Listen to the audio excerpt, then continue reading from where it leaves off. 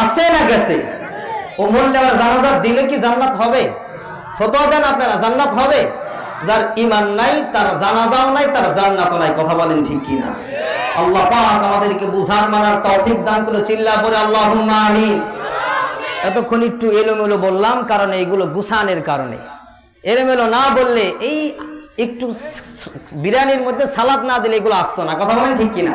যতটুকু আসছে আলহামদুলিল্লাহ, চিল্লা পড়ে আল্লাহু আকবার।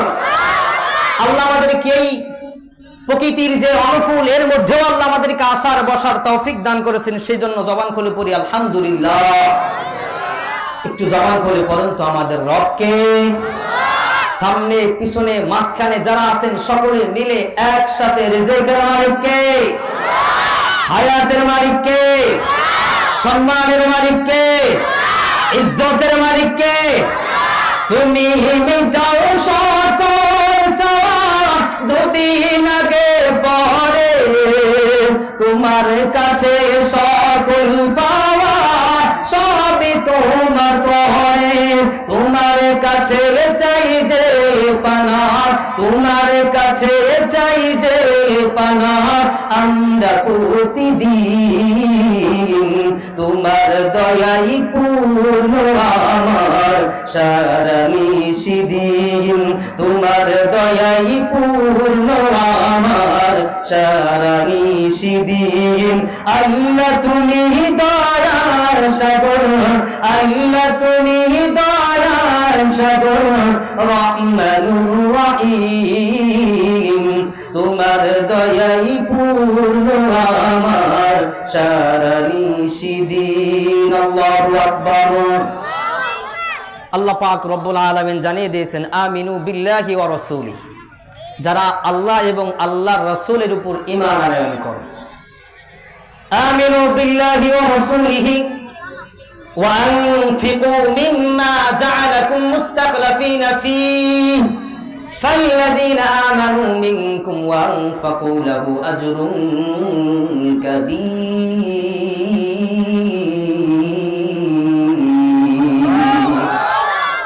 আল্লাহ জানিয়ে দিলেন, যারা আল্লাহ আল্লাহর রাসূলের উপরে ঈমান আনয়ন করছে, এরপরে আল্লাহ তাদেরকে যে সম্পদগুলো দিয়েছে, যে বস্ত্রগুলো দিয়েছে, ওই ব্যক্তিরা যদি ওই জায়গায় থেকে আল্লাহর রাস্তায় দান করে, আল্লাহ তার জান মালের হেফাজতকারী হয়ে যায়। সুবহানাল্লাহ। এবার আপনারা কি চান আমার আলোচনা ঠান্ডা মাথায় শুনতে হবে? এদিক সেদিক তাকানো যাবে না। এটা একটা ক্লাসরুম।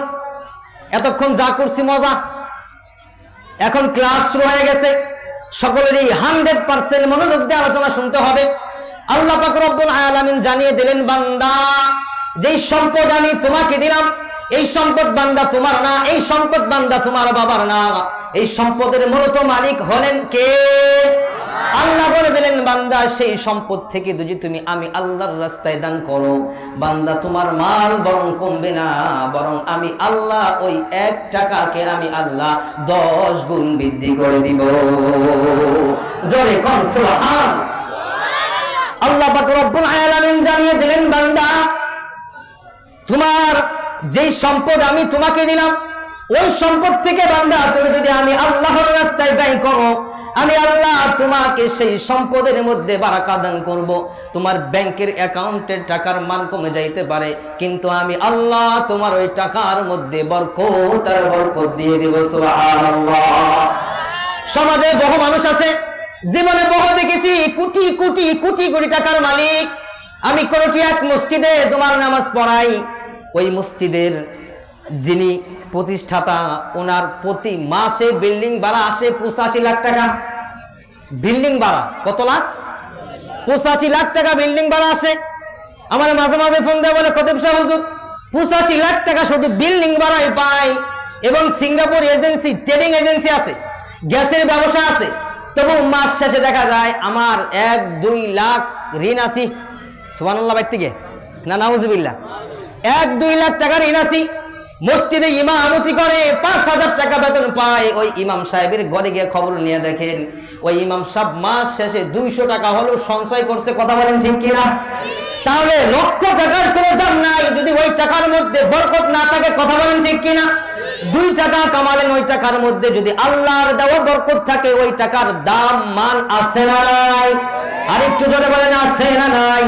আল্লাহ পাক জানিয়ে দিলেন সূরা বাকারা 274 নম্বর আয়াত, আল্লাযীনা ইউনফিকুনা আমওয়ালাহুম বিল-লাইলি ওয়ান-নাহার সিররান ওয়া আলানিয়াতান ফালাহুম আজরুহুম ইনদা রাব্বিহিম ওয়ালা খাউফুন আলাইহিম ওয়ালা হুম ইয়াহজানুন।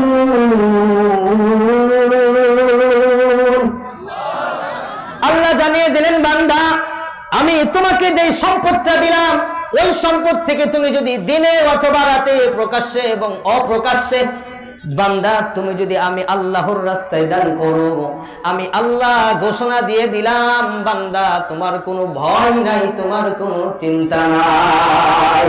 জোরে কন্যা সুবহানাল্লাহ। আল্লাহ জানিয়ে দিয়েছেন, কথা কার? আমি মোল্লার কথা না, আল্লাহর কথা। আওয়াজ তোলে, কথাটা কার?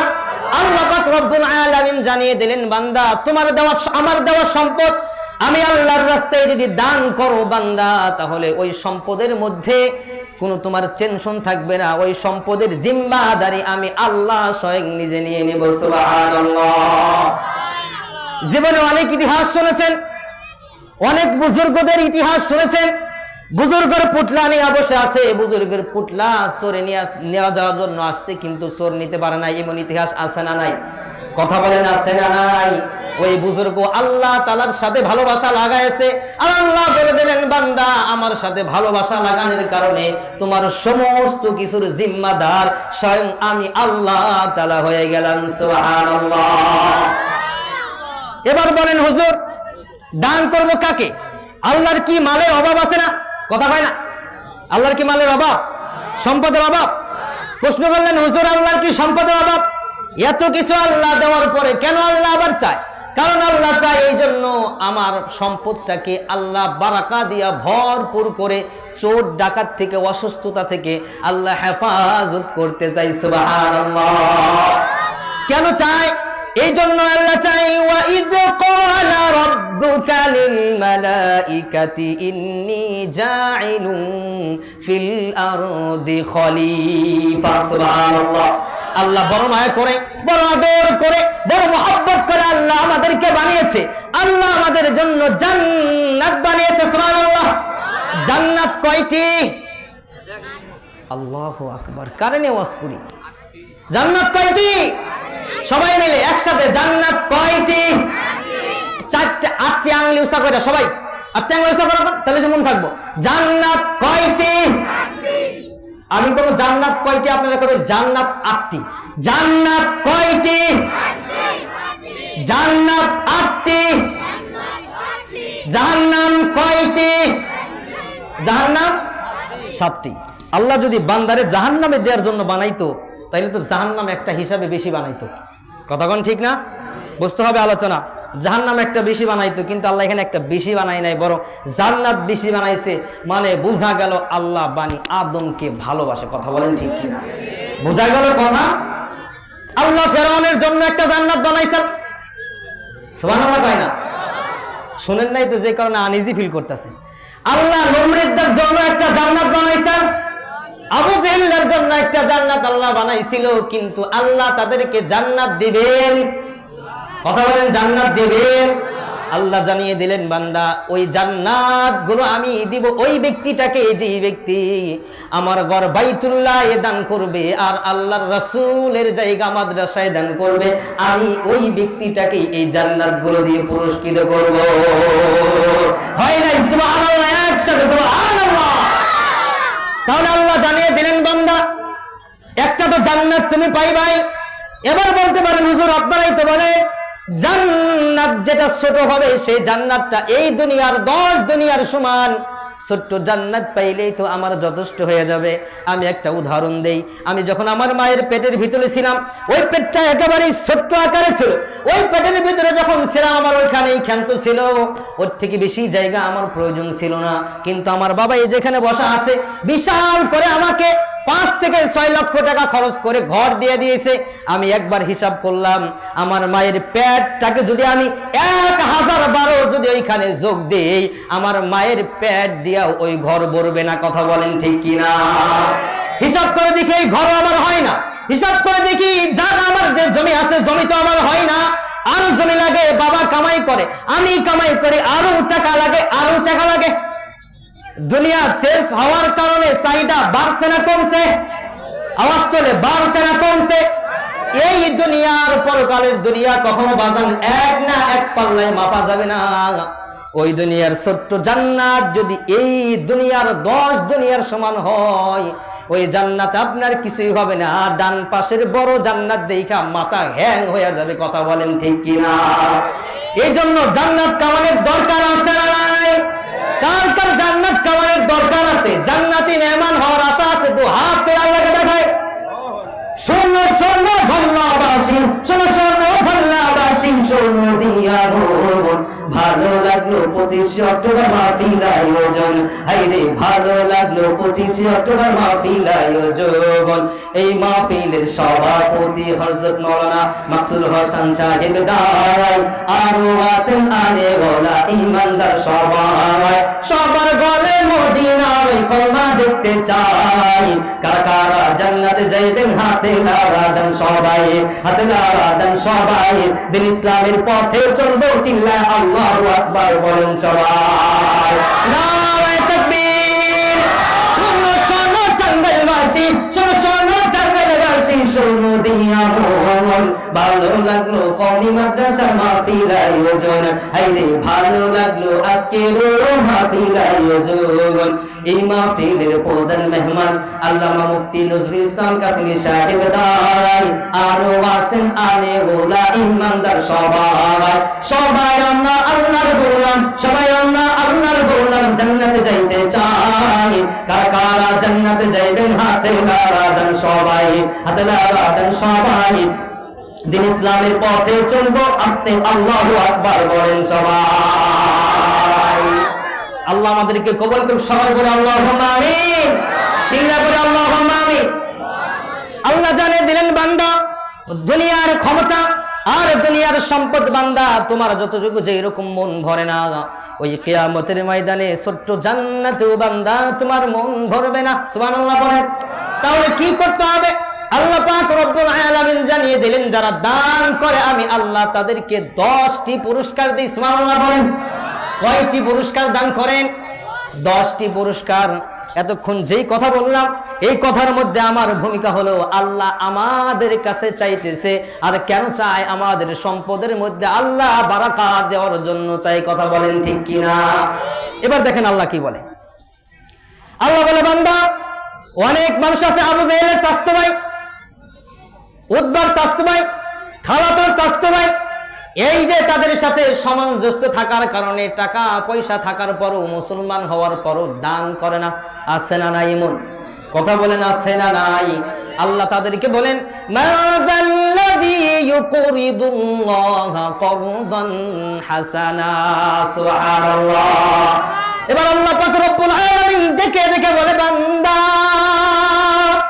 তুমি যদি আমাকে এমনিতেই যদি বান্দা না দাও, এমনিতেই যদি বান্দা আমি আল্লাহকে টাকা পয়সা ধন সম্পদ না দাও, মান যাল্লাযী ইউকরিদুল্লাহ করদান হাসানা। সুবহানাল্লাহ। একসাথে সুবহানাল্লাহ বলেন। আল্লাহ বলে দিলেন করদান হাসানা, তাহলে বান্দা তুমি আমাকে কর্জ দাও। সুবহানাল্লাহ।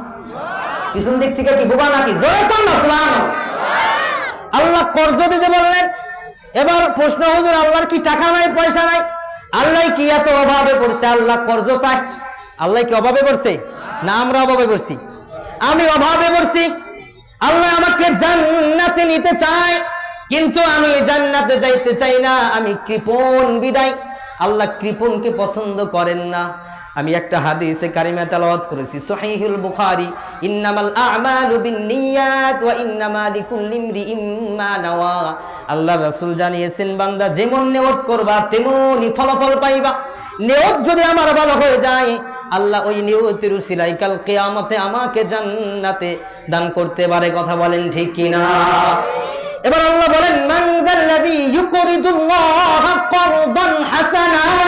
বান্দা এমনিতেই যদি আমাকে না দাও, আমাকে যদি যদি তুমি বান্দা ভয় করো যে আল্লাহরে দিলে আল্লাহ কি বারাকাত দিবে কি দিবে না, যদি টেনশন হয় চিন্তা হয়, তাহলে বান্দা আমাকে কর্জ দাও। আল্লাহ এই কর্জের কথা বলে বান্দাকে তাগিদ বুঝাইতে চাইলেন, বান্দা আল্লাহকে আল্লাহর রাস্তায় তোমার দান অবশ্যই করতে হবে। কথা বলেন ঠিক কিনা? আওয়াজ তুলে বলেন ঠিক কিনা? এবার প্রশ্ন, হুজুর আল্লাহর দিমু খাইবো কেনা? প্রশ্ন আছে না নাই? আল্লাহ কি টাকা হাতে নেয়? কথা বলেন, এদিকে ফোকাস। আল্লাহ কি টাকা হাতে নেয়? আল্লাহর হাত আছে? হ্যাঁ, আল্লাহ টাকা হাতে নেয়? আল্লাহ টাকা হাতে নেয়, টাকাটা দিমু কারে? একটা মজার কথা আপনাদেরকে বলি। শুক্রবার, আজকে শুক্রবার গেছে কি গেছে না? সিন্নি দেয় কি দেয় না মসজিদে? এই জোরে পাই না কা বাঙালি? সিন্নি দেয় কি দেয় না? জেলাবি আর খিচুড়ি আছে না নাই? খিচুড়ি যে দিলেন, কনে দিলেন? কথা কয় না, দিলেন কোথায়? আরো জোরে সবাই মিলে। খাইলো কে? আমরা। খাইলো কে? আমরা, ঠিক না? দিলাম মসজিদে, খাইলাম আমরা, পাইলো কে? আরো জোরে, পাইলো কে? আওয়াজ তোলে। তার মানে নিয়ত করেছিলাম, আল্লাহ আমার সন্তানের জ্বরটা সারাইয়া দিলে, আমার অমুক বিপদটা উদ্ধার করলে আল্লাহ 1 চাইলের খিচুড়ি জুম্বা করে দিব শুক্রবার দিন। কথা কোন ঠিক না? দিব কারে? আল্লাহরে। খাইব কারা? আমরা। খাইব কারা? আমরা খামু, কিন্তু পাইব কে? আল্লাহ বলে দিলেন, বান্দা